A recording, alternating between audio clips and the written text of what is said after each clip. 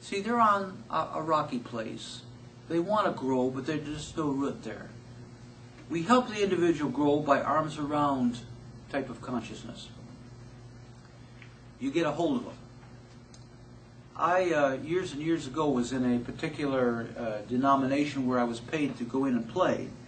They had a wonderful plan. As soon as you sat down in the pew, a couple of couples was sitting back of you. And they had you. You were theirs.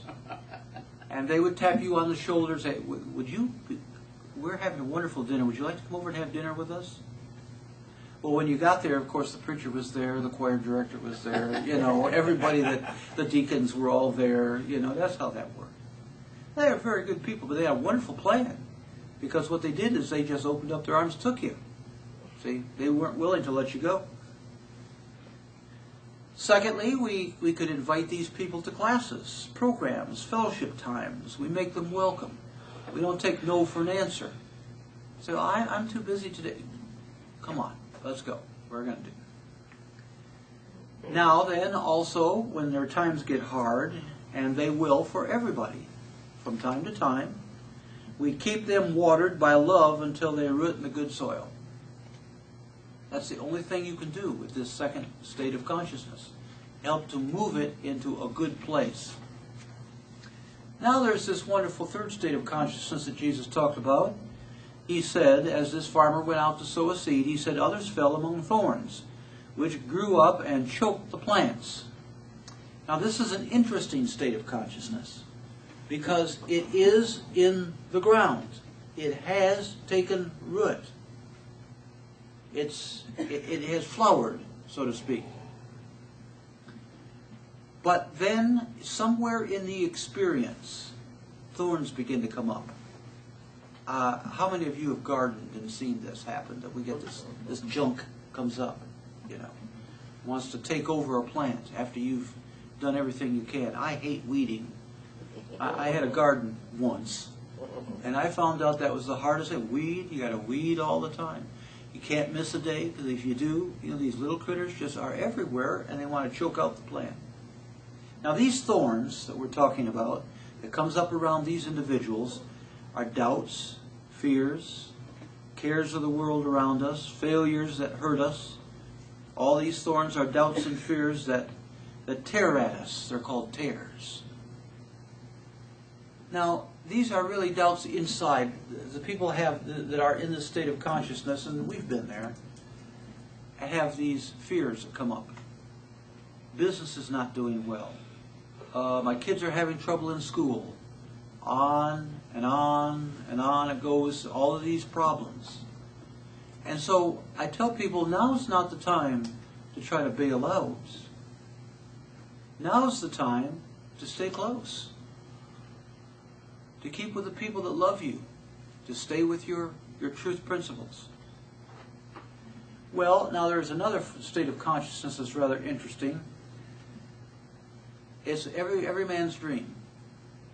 Others fell on good ground, good soil, says NIV version, where it produced a crop 160, 30 times, and which was sown.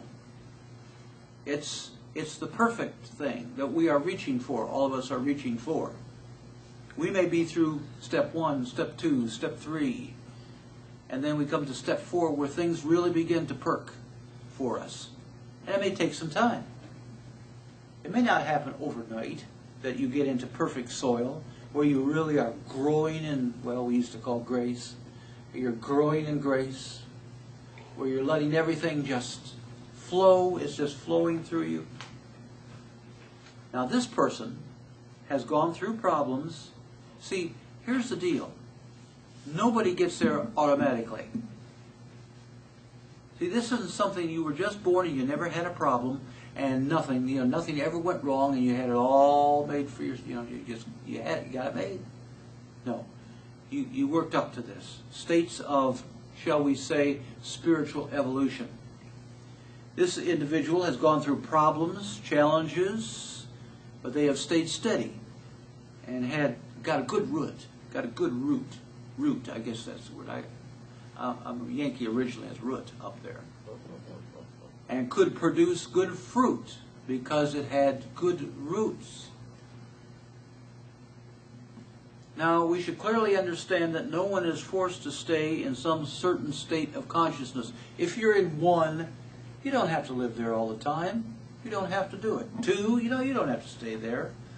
Find yourself, all of you I know are thinking, where am I? Which one of those am I in? Wherever you're at, you'll need to stay there.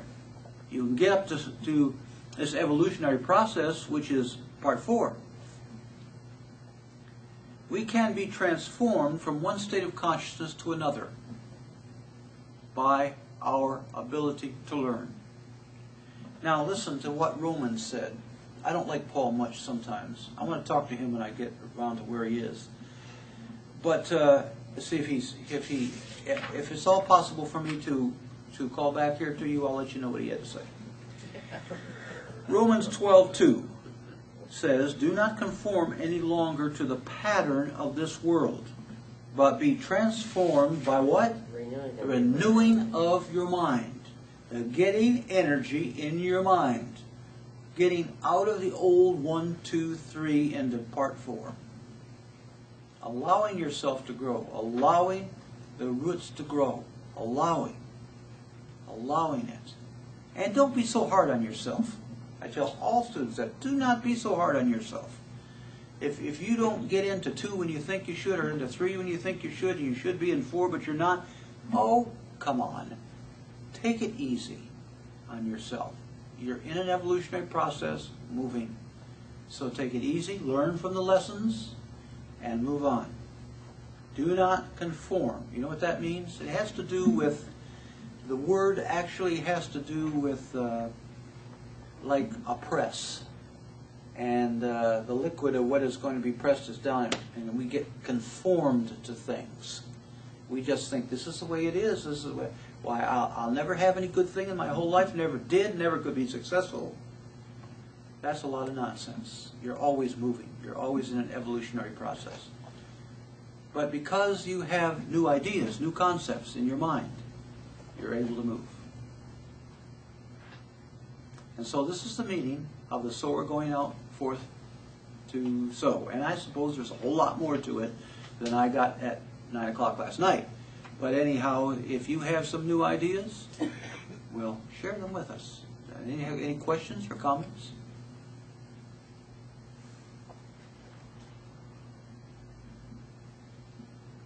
By the way, for you that are online, we are the Church of the Infinite Presence at 50th and MacArthur, in MacArthur Square, and we're all in some parts of this sowing of the seed. And you're welcome to join us there. Okay, is that it? No comments. Everybody, how many of you think you're in one of those 4 places? Oh, come on. Why, of course. Forced a hand up. Okay. All right.